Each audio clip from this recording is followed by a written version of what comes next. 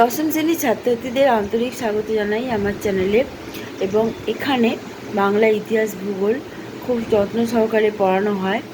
আসছি ছোট্ট একটি ভিডিও প্রসঙ্গে, যেটা হচ্ছে যে অভিষেক কবিতাটি আছে সেটা সেকেন্ড সেমিস্টারে রয়েছে।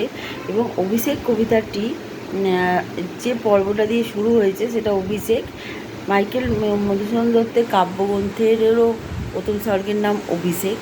এবং এখানে প্রথম যে ঘটনাটা শুরু হয়েছে সেটা হচ্ছে বীরবাহু মারা গেছে। সেটা বীরবাহু হচ্ছে রানী চিত্রাঙ্গদা এবং রাবণের পুত্র বীরবাহু মারা গেছে। এবং মারা যাওয়ার যে খবরটা সেটা ইন্দ্রজিৎ জানতো না। ইন্দ্রজিৎ তার নিজের প্রাসাদে নর্তকীদের মাঝে আমোদ প্রমোদে ব্যস্ত ছিলেন। সেই সময় জল দেবী বারুণী মুরলীকে পাঠায় লক্ষ্মী দেবীর কাছে। লক্ষ্মী দেবী ইন্দ্রজিতের ধাত্রীমা প্রভাসার ছদ্মবেশ ধারণ করে ইন্দ্রজিতের কাছে উপস্থিত হন।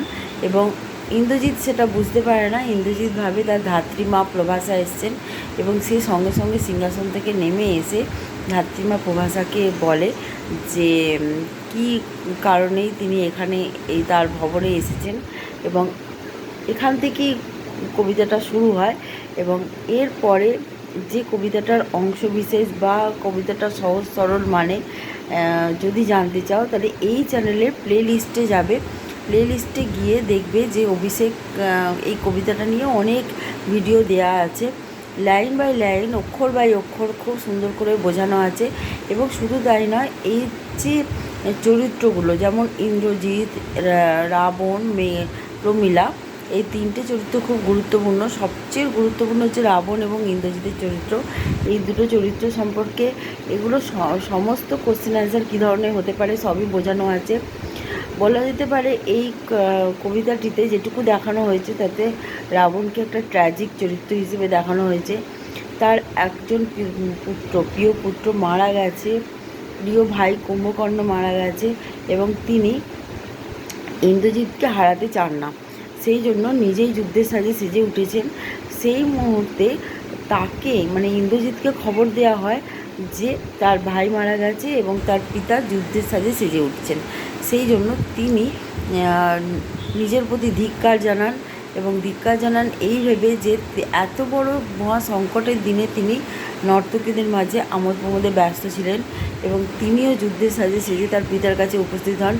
তার পিতা মানে রাবণ, সেও কিন্তু মানে মহা শোকে পাথর হয়ে আছেন। তার কিন্তু ইচ্ছাও নয় যে তার পুত্রকে যুদ্ধে পাঠানোর। এই ঘটনা তার কথাবার্তার মধ্যে দিয়েই প্রকাশ পায়। তার যে আক্ষেপ, দুঃখ, তার যন্ত্রণা, তার বেদনা, তার শোকার্ত পিতার স্নেহময় অন্তরের আভাসও পাওয়া যায় সেই সময়। এবং ইন্দ্রজিৎ সেটা বুঝতেও পারে।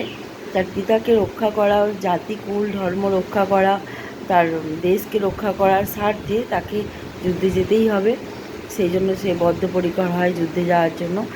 এই সমস্ত আরও ডিটেলে, আরও পুঙ্খানুপুঙ্খভাবে এই ভিডিওগুলোতে দেয়া আছে।